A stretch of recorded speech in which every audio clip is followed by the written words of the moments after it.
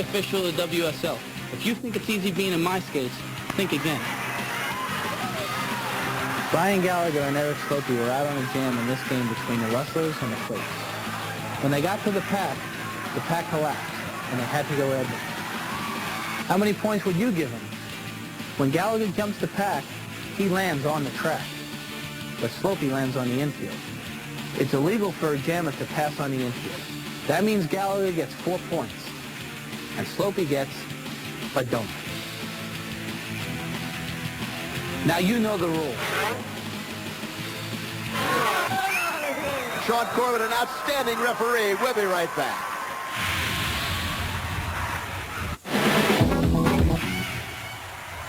It's the California Quakes 5, the Nevada Hot Ties 4 as we begin the second period. The men are on the track. On the first period for the California Quakes, very balanced scoring. And for Nevada, it was almost all Hawk Mindy Smith. Well, we talked about it was going to be very important for Mindy Smith to get it done in the first half to complement that showgirl sizzle. Well, she delivered, Ken. She's juking and jiving. Great job in the first half by Mindy Smith against the Bod Squad and the rest of the California Quake women. With the men on the track, you've got to wonder, well, the layoff hurt Richard Brown. Well, you know he's going to be a little rusty, but he's going to definitely provide a lift to his teammates, Ken. And starting for the California Quakes, Anthony Santiago, Chad Vaughn, Rusty Montgomery, Gary Lockamy, and Captain Sean Atkinson. For the Nevada Hot Dice, Christian Salvia, Mark Weber, Randy Garrett, Vinny Mormondo, and in the shock of the day, little Richard Brown back in the starting lineup for the Hot Dice. In the second period, of course, as we all know as our card girl gets around.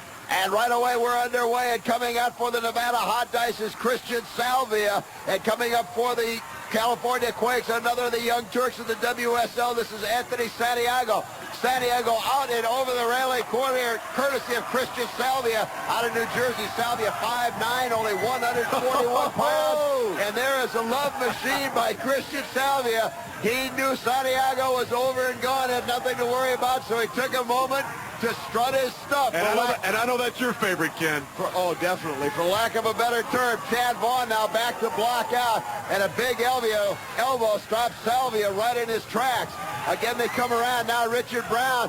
And Mark Weber tried to set up for a roll them bones, didn't quite get it, but it certainly did the job of stopping one of the Quakes in his path. That is Chad Vaughn out of Atlanta, Georgia, as he bites on the track. But nonetheless, the Hot Dice pick up one, as do the Quakes. And we saw Chad Vaughn take out Christian Salvia after the love machine, but then Mark Weber, not to be outdone. We've talked about him being an important part of the future for these Nevada Hot Dice. With or without little Richard Brown, he got it done at the end of that jam there, Ken. Still a one-point game. That was Weber out of Cincinnati, 5'10", but a very solid 200 pounds.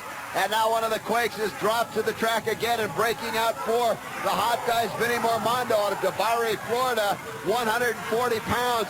And he's being pursued as they come around. We'll check the number. That's Gary Lockamy for the California Quakes. Lockamy out of Daytona Beach, and down goes Mormondo. Here comes Lockamy as they come around, 5'11", 180. And a very important thing for the Quakes to keep in mind here, Ken, is that emotional lift, having little Richard Brown suddenly appear here. They need to take the wind out of the sails of these Nevada Hot Dice early.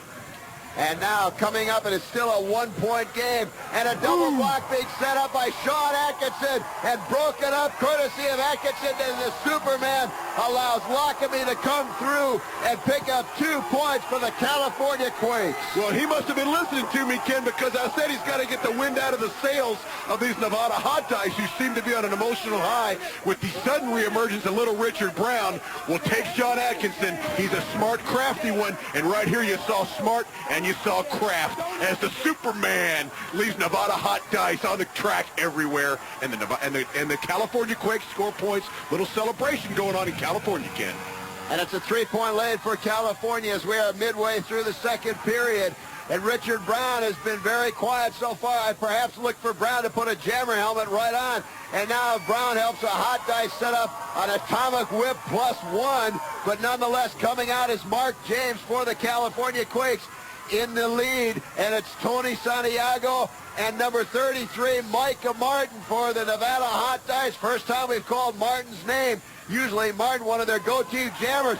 Micah Martin takes down both the California Quakes, gets up to his skates very, very quickly as he comes around. There's no question the Hot Dice need some points to stay in this one. Now Richard Brown levels, it looks like Rusty Montgomery. And now Sean Atkinson tries to tie up Micah Martin, but Martin is able to get by both Montgomery and Atkinson, and Brown and Atkinson are going at it, but it's 2 points for the Quakes. And Sean Atkinson promised attack justice, and look at Richard Brown going after the knee, a la what he did to J.R. Widener of the New York Enforcers to get him booted out of the league, Ken. And very quickly, not to mislead anyone, I beg your pardon, it was 2 points scored by Micah Martin to pull the hot dice within one. And you see Micah Martin right there. I tell you, he earned the points, but he did it the hard way. As on the tail end of that, he got the big shoulder from Sean Atkinson, and little Richard Brown makes a statement his first time back here in the World Skating League. You've got to look at Commissioner Jerry Seltzer. He saw Richard Brown going right for the knee of Sean Atkinson. Remember,